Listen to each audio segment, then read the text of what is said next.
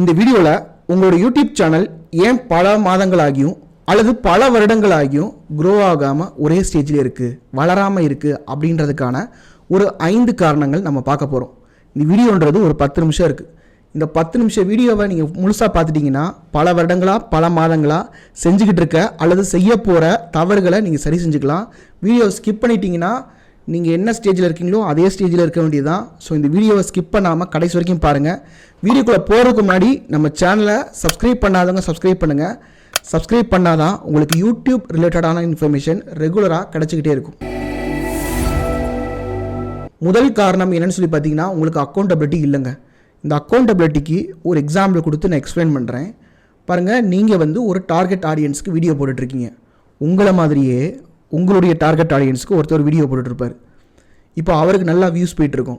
இப்போ நீங்கள் நினைப்பீங்க, என்னடா இந்த யூடியூப் ரொம்ப கருணையே இல்லாமல் இருக்குது, நம்ம பல வருஷமாக இந்த ஸ்பேஸ்குள்ளே இருக்கிறோம், பல மாதங்களாக இருக்கும், ஆனால் நம்மளுக்கு வியூஸ் கொடுக்காம நேற்று வந்தவனுக்கு கொடுக்குது.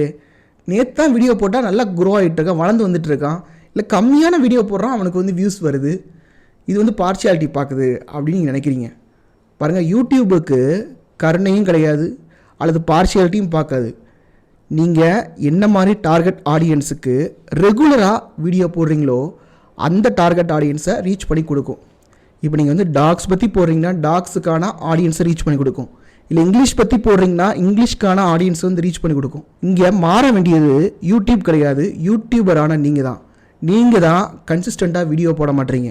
உங்களுக்கு மூடு வரும்போது வீடியோ போடுறீங்க, மூடு இல்லாதப்ப படுத்துக்கிறீங்க, அல்லது மூடு இல்லையா ஏதோ ஒரு காரணத்துக்கு முன்னாடி போய் ஒளிஞ்சுக்கிறீங்க. எனக்கு போட முடியல, மற்றவனுக்கு வியூஸ் வருது, நான் சரியாக பண்ணலை, நான் பெர்ஃபெக்டாக பண்ணுறதுக்கு வெயிட் பண்ணிகிட்டு இருக்கேன், ஏதோ ஒன்று சொல்லிகிட்டு இருக்கீங்க.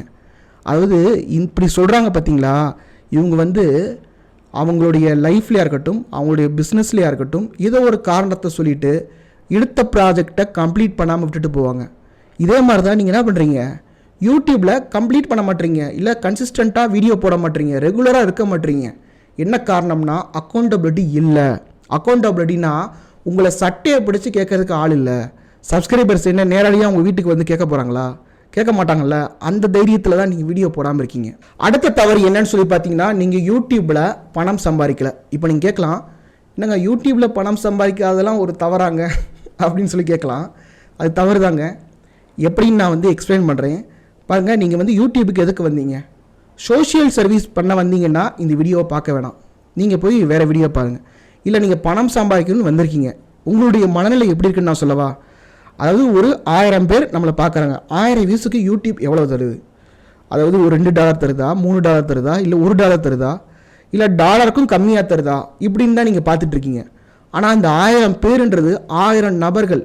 இந்த 1000 நபர்களுக்கு ஏதோ ஒரு ப்ராடக்டோ சர்வீஸோ விற்றா இந்த யூடியூப் கொடுக்குற அந்த சொற்ப காசை விட நீங்கள் நிறைய சம்பாதிக்க முடியும் இல்லையா? இல்லை நீங்கள் பெரிய யூடியூபர்ஸாக இருக்காங்க இல்லையா, அவங்கள பார்க்குறீங்க, அவங்க எதுவுமே செல் பண்ணலை.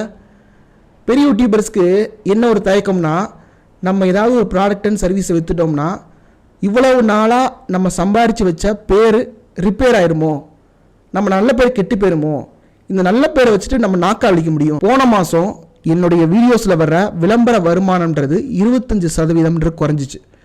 இந்த மானிட்டைசேஷனில் வர்ற வருமானம் இருக்கு இல்லையா, அந்த வருமானம்ன்றது 25% குறைஞ்சிது. ஆனால் போன மாதம் தான் எனக்கு ப்ராஃபிட்டபிளான மந்த். ஏன்னா நான் கோச்சிங் செல் பண்ணேன், அதே மாதிரி ப்ராடக்ட்ஸ் ப்ரமோஷன் பண்ணேன், சாஃப்ட்வேர் ப்ரமோஷன் பண்ணேன். இதன் மூலியமாக தான் எனக்கு பணம் கிடச்சிது. ஸோ நீங்கள் என்ன பண்ணுறீங்கன்னா, ஒரே ஒரு விஷயத்தை மட்டுமே நம்பியிருக்கீங்க. அந்த ஒரு விஷயம் உங்களை கவுத்தி விட்டுருச்சுன்னா நீங்கள் என்ன பண்ணுவீங்க? அதனால தான் என்ன சொல்கிறேன், 2-3 விஷயத்தில் நீங்கள் பணம் சம்பாதிக்க பழகுங்க. அடுத்த தவறு என்னன்னு சொல்லி பார்த்தீங்கன்னா, உங்களுடைய வீடியோவில் வேல்யூ இல்லை.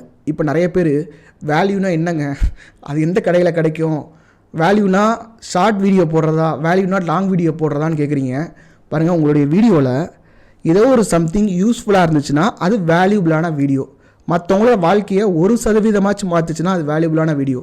இப்போ உங்களுடைய வீடியோ வேல்யூபிளாக இருக்கா இல்லையான்றதை எப்படி கண்டுபிடிக்கலாம்? என்னுடைய சேனலில் இருக்கக்கூடிய ஒரு எக்ஸாம்பிளை வச்சு ஒரு டேட்டா வச்சு நான் சொல்கிறேன். பாருங்கள், என்னுடைய சேனலில் 1000 பேர் பார்க்குறாங்கன்னா 30 பேர் சப்ஸ்கிரைப் பண்ணுறாங்க, 60 பேர் சப்ஸ்கிரைப் பண்ணாமல் பார்க்குறாங்க, அல்லது பின்னால் சப்ஸ்கிரைப் பண்ணிக்கலான்னு நினச்சிக்கிட்டு இருக்காங்க. இதே மாதிரி உங்கள் சேனலில் ஒரு வீடியோ நீங்கள் அப்லோட் பண்ணுறீங்க, 1000 வியூஸ் வருது, ஆனால் 10 பேர் தான் சப்ஸ்கிரைப் பண்ணுறாங்க, 5 பேர் தான் சப்ஸ்கிரைப் பண்ணுறாங்கன்னா உங்கள் வீடியோவை வந்து நீங்கள் பார்க்க வச்சுட்டீங்க, ஆனால் உங்கள் வீடியோவில் கண்டென்ட் இல்லை, சப்ஸ்டன்ஸ் இல்லை, ஒரு டெப்த் இல்லை, வேல்யூபிளாக இல்லை, மற்றவங்களுக்கு உபயோகமாக இல்லை அப்படின்றத வந்து நீங்கள் புரிஞ்சுக்கணும். இங்கே வந்து நான் கண்ணை மூடிட்டு சொல்லுவேன், 90% அவங்களுடைய வீடியோஸில் எந்த ஒரு வேல்யூமே கிடையாது. அடுத்த தவறு என்னன்னு சொல்லி பார்த்தீங்கன்னா, நீங்கள் யூடியூப் பற்றி கற்றுக்கல அல்லது வீடியோ மார்க்கெட்டிங் பற்றி கற்றுக்கல. இதுக்கு நான் வந்து ஒரு எக்ஸாம்பிள் சொல்கிறேன். நீங்கள் யூடியூப் ஃபீல்டை விட்டுருங்க, சினிமா ஃபீல்டில் ஒவ்வொரு கேட்டகரியிலையுமே ஒரு டசன் ஆஃப் பீப்புள் வந்து சக்ஸஸ்ஃபுல்லாக இருப்பாங்க. ஒரு நடிகராக இருக்கட்டும், நடிகையாக இருக்கட்டும், டேரக்டராக இருக்கட்டும், ஆர்ட் டைரக்டராக இருக்கட்டும், இல்லை சினிமோட்டோகிராஃபர், எல்லாத்துலேயுமே ஒரு 12 பேர் சக்ஸஸ்ஃபுல்லாக இருப்பாங்க. அவங்க தான் மறுபடியும் படம் பண்ணிகிட்டு இருப்பாங்க. இந்த காம்பினேஷன்லேயே தான் படம் பண்ணிகிட்டு இருப்பாங்க. இந்த 10% இருக்கு இல்லையா, இதுதான் அந்த சினிமா இண்டஸ்ட்ரியோடைய சக்ஸஸ் ரேட்டு. இதை பார்த்துட்டு 90% அவங்க தயார் பண்ணிக்காமல் ஒரு ஷார்ட் எப்படி வைக்கிறதுன்னு தெரியாது, ஒரு சீன் எப்படி வைக்கிறதுன்னு தெரியாது, ஒரு ஸ்க்ரீன் பே எப்படி பண்ணுறதுன்னு தெரியாது. ஆனால் பார்த்துருவாங்க. பாருங்கள், இவர் கிராமத்துலேருந்து வந்தார், இவர் மெக்கானிக்கல் இன்ஜினியரிங் படித்தார், இப்போ வந்து ஒரு டேரக்டராக இருக்கார்ல, இப்போ நம்ம அதை விட படிச்சிருக்கோம்ல, நம்மளுக்கு என்ன குறைச்சல், நம்மகிட்ட தான் ஒரு கேமரா இருக்குது, பணம் இருக்குது, நம்ம வந்து வீடியோ எடுக்க முடியாதா, நம்ம வந்து ஃபிலிம் எடுக்க முடியாதா அப்படின்னு சொல்லிட்டு வந்துடுவாங்க. இப்போது இதே தான் யூடியூப்புக்கு இருக்குங்க. இங்கே வந்து சக்ஸஸ்ஃபுல்லாக இருக்கிறவங்க ஒரு 10% தான். 90% மக்கள் அந்த சக்ஸஸ்ஃபுல்லாக இருக்காங்க பார்த்தீங்களா, அவங்கள மாதிரியே காப்பி அடித்து சரி அவங்கள மாதிரி சக்ஸஸ்ஃபுல் ஆகிடலான்னு சொல்லிட்டு இங்கே வந்து இருக்கிறாங்க. இப்போது உங்களுக்கு என்ன தேவைன்னா, நல்லா நீங்கள் புரிஞ்சுக்கணும், அவங்க சக்ஸஸ்ஃபுல் ஆனாங்கன்றது ஈவெண்ட். ஆனால் அந்த சக்ஸஸ்ஃபுல் ஆகிறதுக்கு அவங்க என்னென்னலாம் பண்ணுறாங்கன்றது ப்ராசஸ்.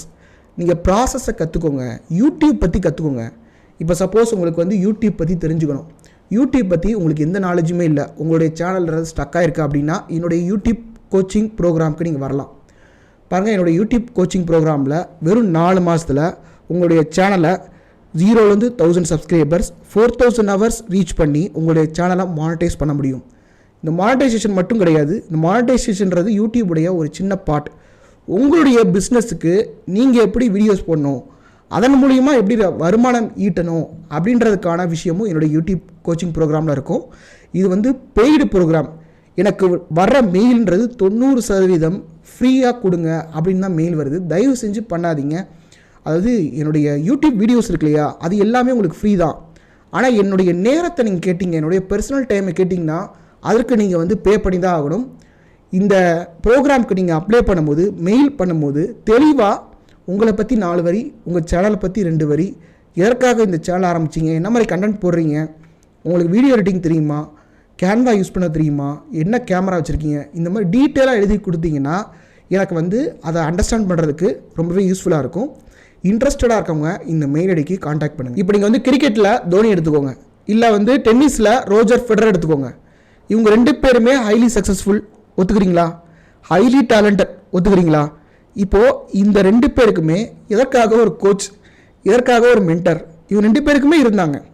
இப்போ எதற்காகனா அந்த நுட்பத்தை அவங்க கற்றுக்குறாங்க.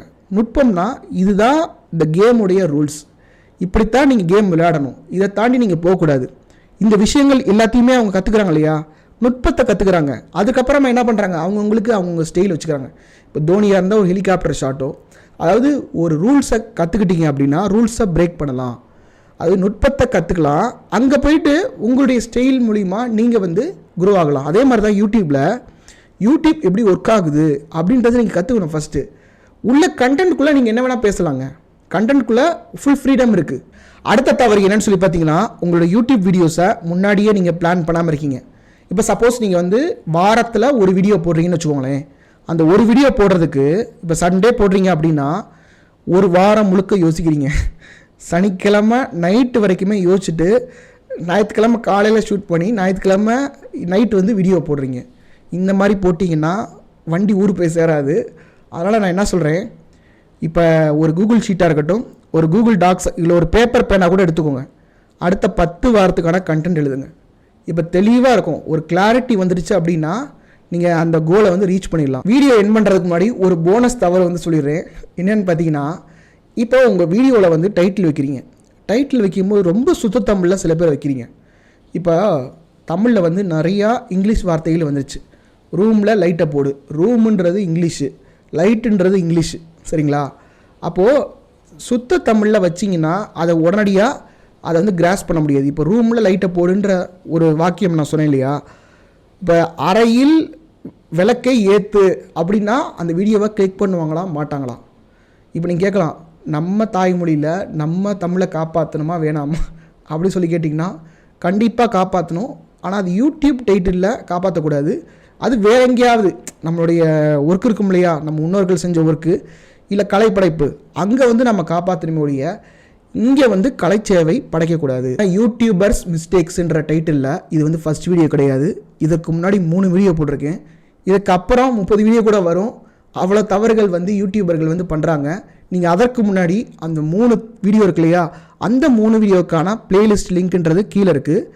இந்த மிஸ்டேக்ஸ் மட்டும் தெரிஞ்சுக்கிட்டால் பத்தாது, அந்த மிஸ்டேக்ஸும் நீங்கள் வந்து பாருங்கள். அந்த 3 வீடியோவும் கண்டினியூஸாக பார்த்தீங்கன்னா நிறைய மிஸ்டேக்ஸை உங்களுடைய சேனல்லேருந்து நீங்கள் வந்து எடுத்துடலாம், வெளியில் களை எடுக்கிற மாதிரி எடுத்துடலாம். ஸோ அந்த வீடியோக்கான அந்த பிளேலிஸ்ட்டுக்கான லிங்க்ன்றது கீழே கமெண்ட் பாக்ஸில் இருக்குது. கிளிக் பண்ணி மறக்காமல் பாருங்கள்.